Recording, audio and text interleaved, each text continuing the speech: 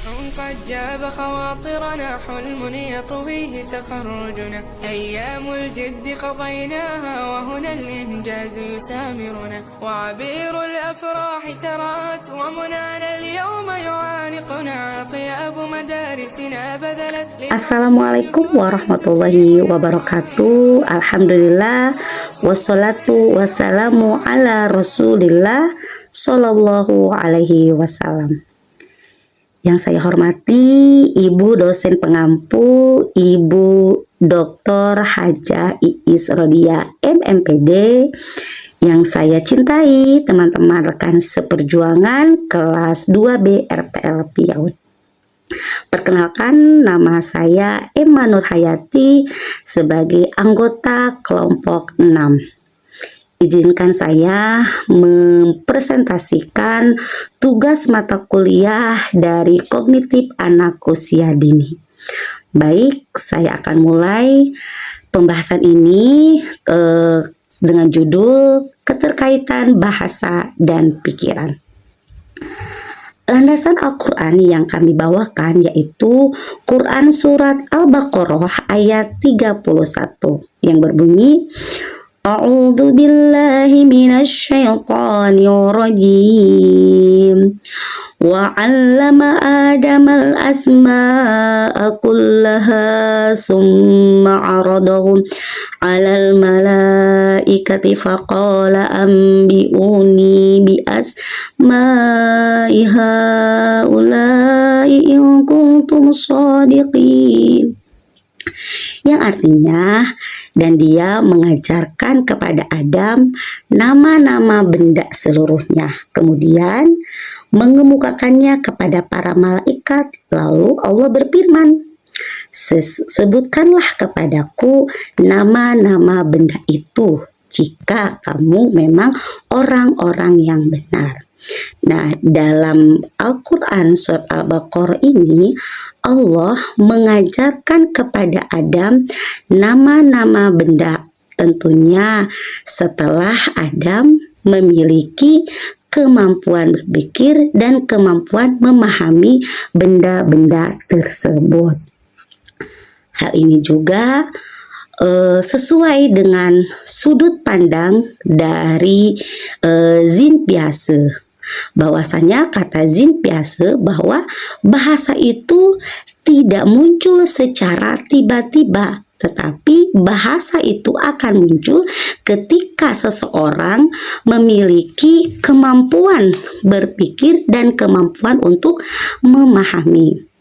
Allah Subhanahu wa Ta'ala memberikan kemampuan berbahasa yang merupakan wujud dari potensi berpikir yang telah Allah berikan kepada manusia terlebih dahulu.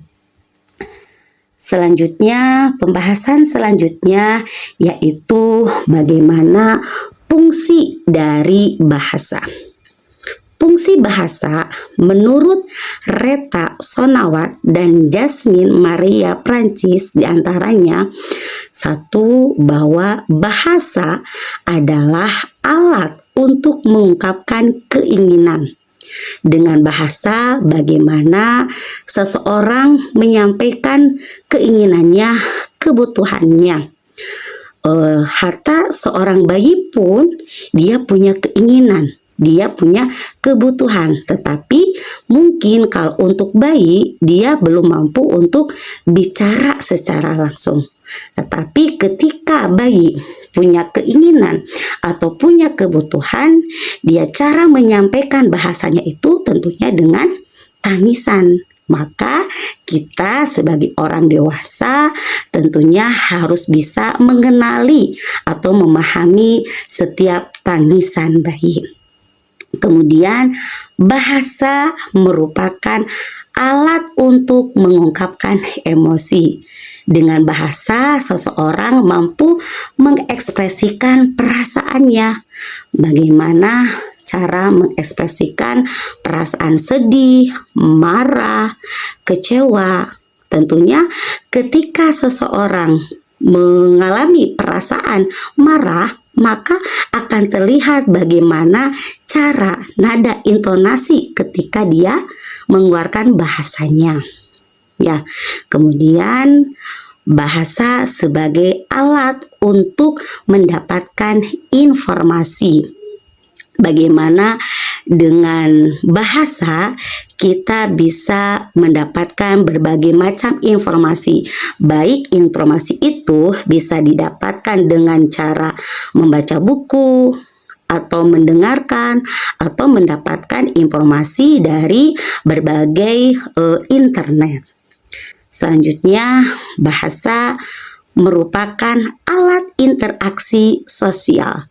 Dengan bahasa merupakan jembatan utama untuk kita bisa melakukan hubungan atau interaksi dengan manusia lain. Bagaimana kita tidak berbahasa? Kalau kitanya, bagaimana kita mau melakukan hubungan atau interaksi dengan orang lain kalau kita tidak ada berbahasanya, ya. Maka supaya kita bisa melakukan interaksi sosial, bisa melakukan kerjasama dengan orang lain, maka kita harus bisa atau mampu melakukan komunikasi atau berbahasa. Kemudian bahasa sebagai alat identifikasi pribadi. Dengan kita, negara Indonesia memiliki berbagai macam suku bangsa, berbagai macam budaya. Tentunya setiap daerah itu memiliki dialek berbagai macam bahasa. Ya, itu salah satu fungsi dari bahasa. Selanjutnya, pembahasan selanjutnya tentang teori-teori perkembangan bahasa yang akan dilanjutkan oleh rekan saya. Silakan.